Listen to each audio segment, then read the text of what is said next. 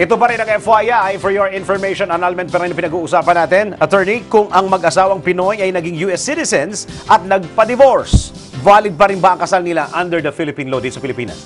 May bago tayong jurisprudence na nag-grant ng court. Sabi ng Philippine Supreme Court, if you're a Filipino citizen and subsequently you acquired US citizenship or any citizenship abroad, then after that you filed a petition for divorce, yung divorce na yan, valid na yan under Philippine law.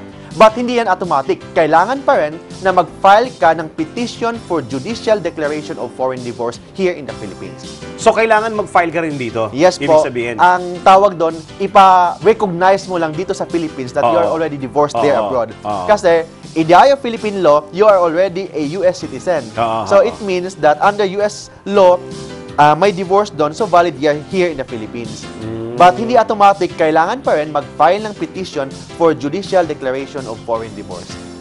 So pagkanap na, sabi na nung mag-asawan to na divorce na sila sa Amerika, so nire-recognize na sila ng Philippine law as binatang dalaga? But hindi automatic. Kailangan pa rin mag-file ng petition here in the court na kailangan i-recognize ng Philippine court yung foreign divorce. Kasi yung decision ng foreign court, hindi enforceable yan within the Philippines. Oo nga, correct. So, kailangan pa rin i-recognize here in the Philippines. Paano yung recognition nun? Mag-file ka ng petition sa court na i-recognize yung yung decision ng court. Paano i-recognize? Kailangan pa rin na ipa-authenticate sa US Embassy, sa consul doon, yung mga sa court doon. Then, magastos yan. Magastos yan.